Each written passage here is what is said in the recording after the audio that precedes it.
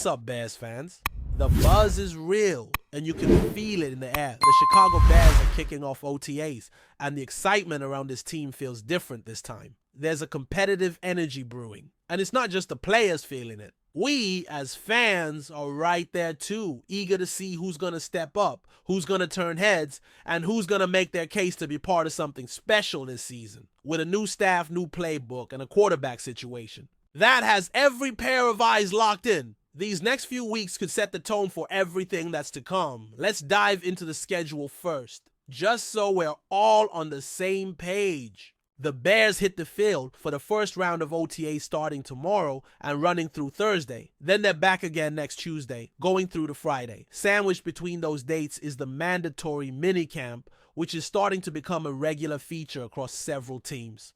Some franchises opt to cancel that third OTA in favor of that extra camp time, but I don't see the Bears going that route. They've got too much ground to cover with a new coaching staff at the helm and a lot of new faces trying to carve out a role. The final OTA runs from June 9th through the 11th. That's your next 3 weeks mapped out, and they're going to be packed. So what am I looking for? What are the signs we should be watching closely in these early practices? First and foremost, I want to know how the offense is looking in those 7-on-7 sessions. Year after year, we've heard the same thing. The defense dominates. And look, that's not entirely unexpected in full squad practices. When there's contact, when schemes are being installed, when players are adjusting to each other, the defense tends to get the upper hand early on.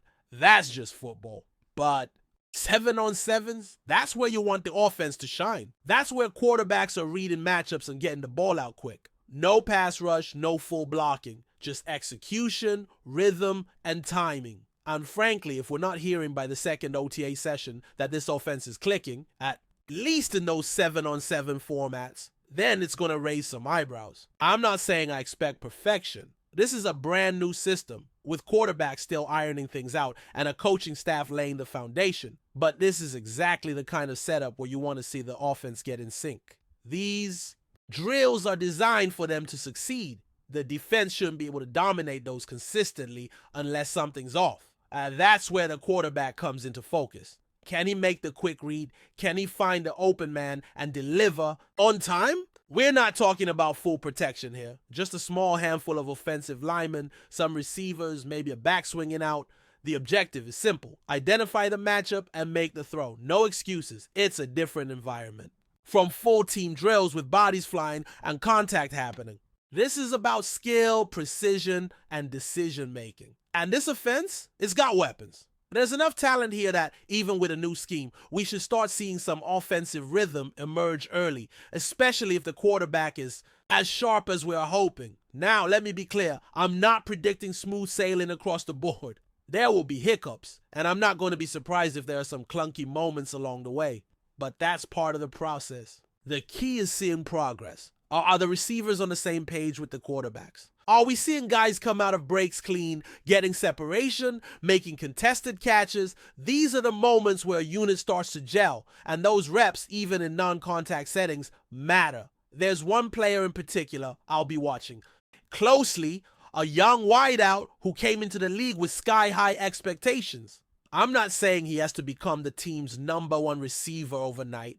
There's another guy on the roster who's firmly in that role, but this kid needs to show development. He's got the physical tools. He's already put together a season with over 1,300 yards in the past. We know it's in there. But last year, that wasn't it. It wasn't terrible, but it wasn't what he's capable of. Who had more than 700 yards in his rookie season, and the jump just didn't happen last year. I'm hoping this is the time he puts it together. He doesn't have to be the top dog, but if he's going to justify being a first-round pick, we need to see more. He needs to be a consistent threat. If he can stack good practices, start creating separation, and build chemistry with the quarterback, that's going to go a long way toward restoring confidence, not just in the coaching staff, but in the fan base too.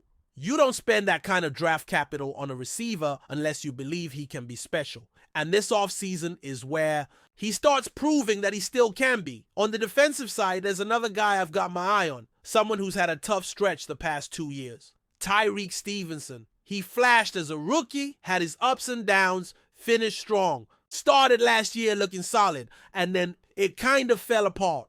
After that game against Washington, something changed. He wasn't the same. The whole unit struggled, and he was caught in that downward spiral. But from what we're hearing out of camp, he's making plays again. He's flying around, showing up in the right spots. And most importantly, he looks confident. That's a huge deal. He's got one of the best position coaches in the league working with him right now. Al Harris is putting in serious time to help him bounce back. This is a crucial year for him. Either he reestablishes himself as a starting caliber corner, or the team may have to start looking elsewhere. That's just the reality. And I'm glad to see he's coming out swinging early, because when the secondary is healthy and clicking, it has the potential to be something special. There's also the rookies to keep tabs on. I'm particularly intrigued by Luther Burden. Early signs in these types of practices can be telling, even if things are a bit limited. And yeah, offensive line play is always hard to judge without pads, but you can still get a sense of movement, footwork, and technique. Azzi Trapillo is one name I want to hear more about. He's got the measurables. Now we'll see if he can translate that into consistent reps. Sweat probably won't be facing off against him much yet, but it's more about how these young guys handle the mental side, alignments, communication, learning on the fly. And then there's Kungai. Is he making noise on offense? Are we seeing those flashes that tell us he's ready to compete? These OTAs won't answer everything, but they give us a glimpse. It's the opening chapter of a long book. Still, it's enough to start building expectations. Now, shifting gears for a moment, there's another storyline unfolding off the field that's just as compelling. All eyes are on how Caleb Williams will respond to the comments made by Seth. Wickers, you better believe he'll be asked about it. And this is where it's vital that he handles it the right way. I hope the communications team, Ryan Poles and Ben Johnson, have already mapped out how he's going to address it, because this isn't something you want to fumble. The best approach? Be honest. Be direct. Don't try to dance around it. If Caleb acknowledges that, yes, there were concerns before the draft, that maybe he wasn't sure about the organization, that he had doubts about the franchise's quarterback track record, that's okay. That's human. But follow that up with how meeting the people in the building changed his perspective. Talk about how he's now excited, how he believes in what's being built, how he's bought in. That's how you put a story like this to bed.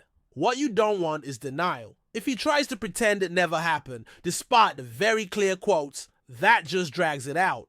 Fans respect authenticity. If Caleb says, yeah, my family and I had some conversations about what would be best for my career, and then pivots to how committed he is now, how ready he is to lead, boom, that changes the narrative. Address it, own it, and move on. That's what great leaders do. We'll see when he gets asked. Media access is limited right now, often just once a week. But at some point soon, the question's coming. And how he handles it could shape not just the media coverage, but how he's perceived by teammates too. But this is one of those early leadership moments. Now, I know we're all hyped for football, but let's not forget this is spring.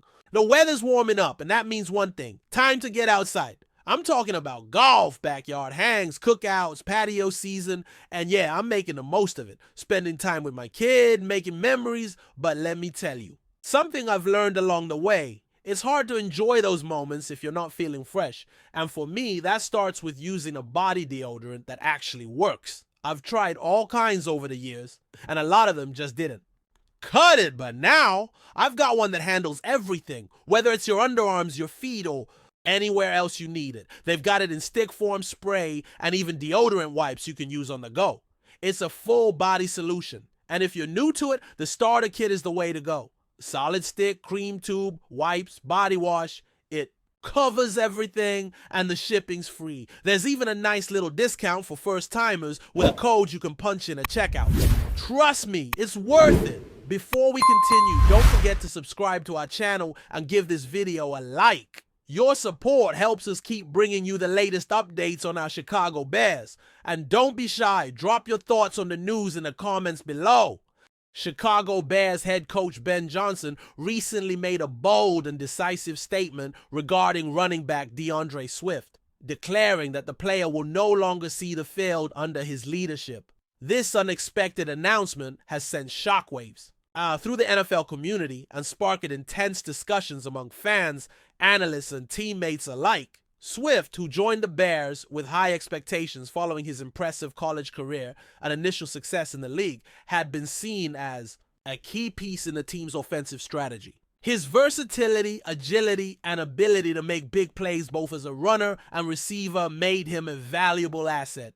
However, according to Johnson, something has shifted behind the scenes that prompted this tough decision. The coach's blunt words, "He doesn't play with me anymore," leave little room for interpretation. While the exact reasons have not been fully disclosed, insiders speculate it could be related to differences in work ethic, attitude, or disagreements about the role Swift should play in the team. The Bears, who are in the midst of rebuilding their roster and striving for playoff contention, seem to be taking a firm stance on accountability and team culture. Johnson, in his relatively short tenure as head coach, has emphasized discipline and commitment as pillars for the Bears' future success. This move, controversial as it may be, appears to underscore his unwillingness to tolerate anything less than full dedication from his players. Fans are left wondering how this will affect the team's dynamics, especially in the running game, where Swift's talents were expected to shine. The NFL community is now watching closely to see how this situation unfolds. Will the Bears find a way to reconcile with Swift and integrate him back into the lineup, or is this the beginning of the end for the running back in Chicago? Meanwhile, analysts are already debating the potential impact on the Bears' offensive performance and how this could reshape the team's strategy moving forward. Ultimately, Ben Johnson's declaration marks a pivotal moment for both the coach and DeAndre Swift. It highlights the often harsh realities of professional sports, where talent alone is not enough to guarantee playing time. Commitment, attitude, and alignment with team goals are equally critical. As the Bears continue their season, all eyes will be on how this high-profile decision influences their quest for success and whether Swift can find a way back onto the field. That's it for this update. If you enjoyed the video and want to stay updated with exclusive news about our Chicago Bears, be sure to subscribe to our channel and hit that like button. We can't wait to hear your thoughts in the comments. See you in the next video.